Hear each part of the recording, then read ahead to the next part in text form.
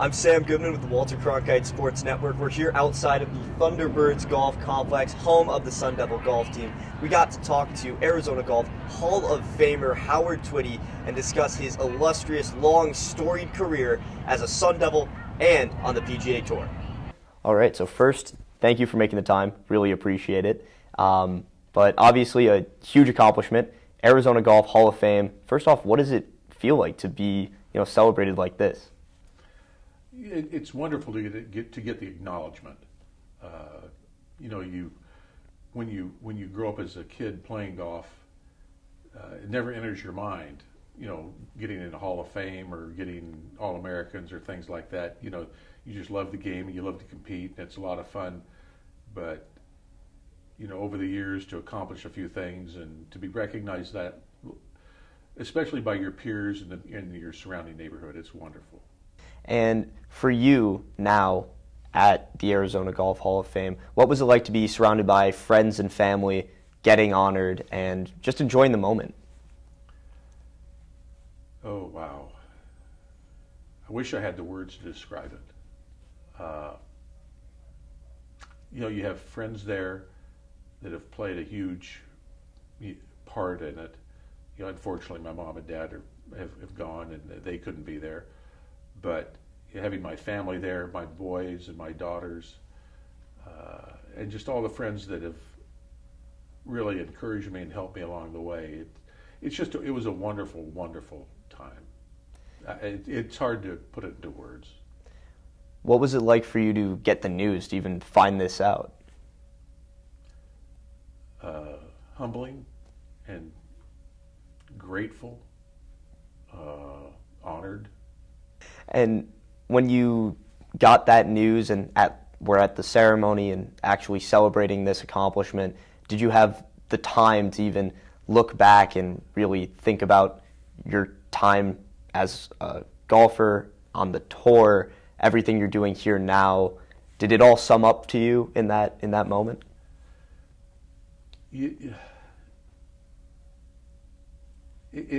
I guess I'm fortunate. I look back and I feel like I've been so lucky and been so fortunate to, like I said, essentially live my dream. And I've looked all the time. I think about that. I think about, I still call and talk to guys I competed against, and we laugh and joke and do stuff. The moment was wonderful of the Hall of Fame, but I almost feel like that every day. Yeah, and for you, I saw in that video that the Arizona Golf Association made, golf wasn't necessarily the first sport for you. It wasn't the first idea. Did you ever see yourself getting to this level when you first picked up a club? I always felt like, I enjoyed playing all the other sports, but I had bad ankles, and so I'd sprain my ankles if I played basketball. I couldn't throw hard enough if I played baseball. Basketball I was too slow, but golf I just loved and it's not because I was great starting out, but I loved the challenge and that you had to master the whole game. You weren't just a shooter or you weren't just a pitcher. You really had to be good at the entire game, and I just loved it. Yeah. And when did you really realize that this is something you could do at the professional level, that you can make a career out of this? That's an interesting question, because right out of college, at first I went in the insurance business, and the insurance business it wasn't as easy as I thought it would be, and I thought I got to be about 23 or 24, and I thought, well, if I'm ever going to try to play the tour, I need to now, and I would play well enough up until then to where, I thought that I had a chance. But really, until you make it, you don't know. And my first year, I was fortunate. I did pretty well, and I always like to put it, I managed to avoid working for a living. That's perfect. If you can do something you love, why not, right? Absolutely. It's a very difficult balance between every variable and mastering it, conquering it, and that's why being in a facility like where we are here at Papago, you can kind of see all of those tools coming together. You get the iron sharpening iron, and then you get the best of the best here at Arizona State. What was your experience like playing here at the time you did compared to now this unbelievable facility and the national championship competition we have here? Well, things have changed a lot. We used to hit practice balls really about right where the Mullet Arena is. That was an huge open field. We'd go out there and hit golf balls. We'd go to some of the golf courses around it. So, we didn't have all the facilities they had here, but we had a great camaraderie on the team. We had good teams. We had good players. To us, it was wonderful. We had a great time. So your time in the program, obviously very different from how it is now. How do you feel you can make an impact on some of the young golfers here today? Most all the guys on the team now, they have a coach. They've been schooled and taught how to swing the club. The best thing I can do is if I can work on short game and putting and maybe give them some ideas on how they should think and how they should not think, and just really build them up and give them an idea of what they really need to do in order to take the next step to the next level. And I see that a lot here in golf specifically. You need to have that tour-winning mindset. You need to be able to flip on and off different emotions, different thoughts. How do you think your mindset really helped you at the next level, or what was something you learned along the way that really contributed to your game? Well, a lot of people don't like to see guys that have bad tempers. I got angry on the golf course, and to me there's nothing wrong with getting angry on the golf course as long as you can let it go and as long as you can funnel it into that I'm going to do better the next shot. The one thing you have to do is you have to be able to, if you hit a bad shot, you analyze it and let it go. And as long as you can do that, everything works out well. And when you were on the tour, obviously you had a couple wins. What was the moment that really stood out to you? What was the biggest impactful moment when you were on the tour? Probably the best memory, I'll put it this way. Sure. The best memory was when I won in Hawaii. And I'd won a couple times earlier in my career, and I'd had a long dry spell. And then I won in Hawaii, and my daughter, who was about 13 years old then, ran up on the green and gave me a big hug after I made the winning putt. And that was a special moment. With that, when it came to playing on the tour, of course you said your Hawaii win, but was it ever surreal being in that spot and just kind of looking back and how did I get here? Yeah, there's a lot of times when it's you kind of pinch yourself, and there's a lot of moments when you're kind of wondering, especially when you're starting out, because you're starting out and you're playing in tournaments and you don't have any money and you're trying to and years ago they didn't play for much money. You couldn't really win a lot, but it was just always fun. It was always a challenge. I was able to get up every morning and I couldn't wait to get out and compete and to play against the best guys in the world. It doesn't get any better. And to do a lot of things on the side with a lot of the guys. I was fortunate. I was able to go on 2 or 3 USO tours to Iraq, and the people I've been able to meet, the places I've been able to go.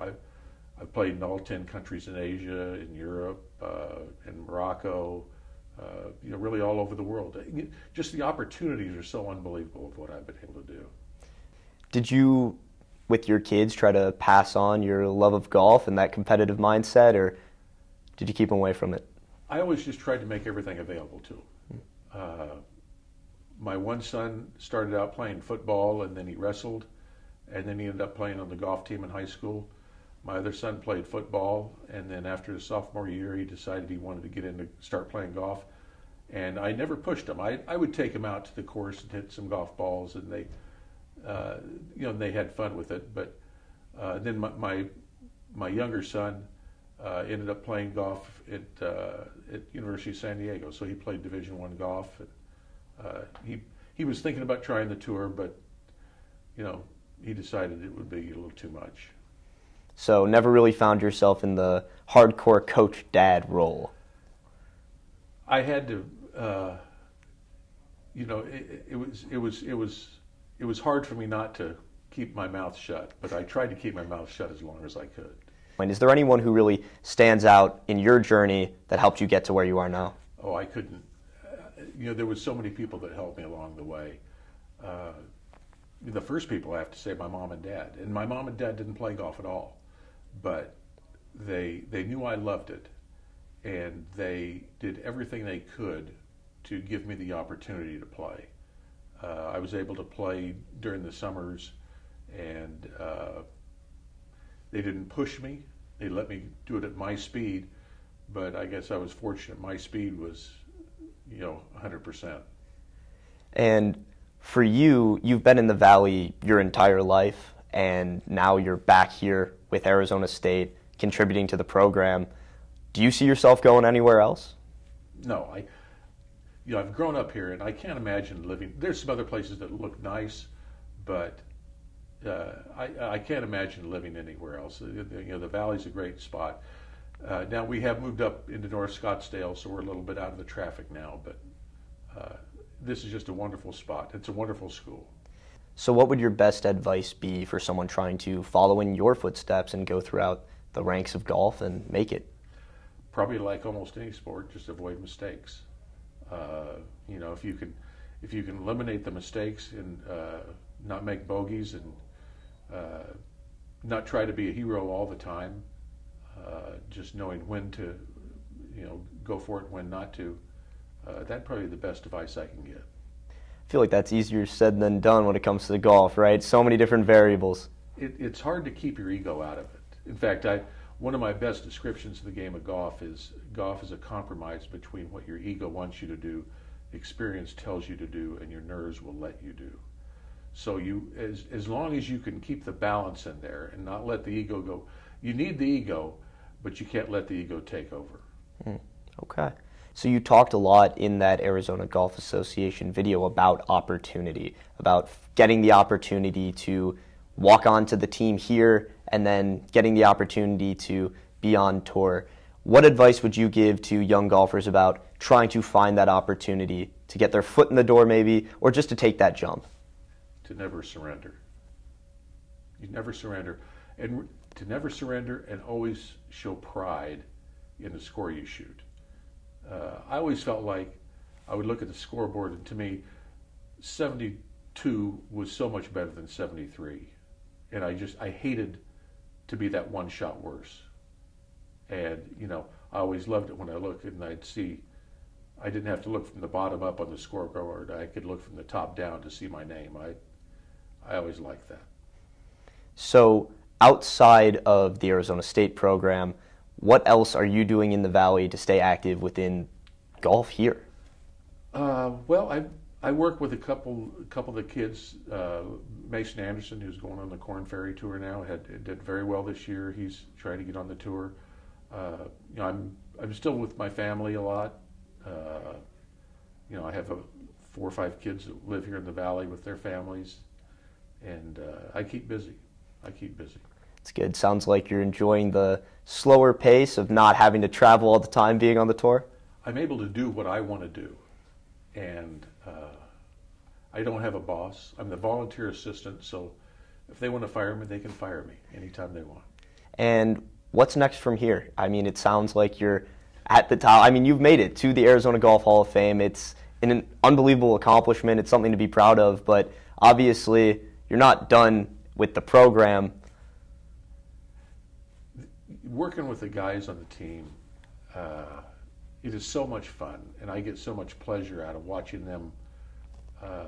They're on the way trying to live the dream that I lived, and it's wonderful to help. I'm 74 years old, so this keeps me young, which is great. The last 3 years, the team has finished 5th, 3rd, and 2nd, and I'd like to see them ring the bell a couple times. You think this could be the year? Any year could be the year. That's one thing that's great here. It is very, very competitive, and it's extremely difficult to win a title. But the team is good. They certainly have the ability to. It's just a matter of really putting it together at the right moment. Okay. Well, I really appreciate your time. This was unbelievably awesome to be able to talk to you, an Arizona Golf Hall of Famer, an unbelievable accomplishment. Just want to say congratulations from Arizona State, from Walter Cronkite Sports Network, and appreciate your time. Well, thank you. Thank you, Sam.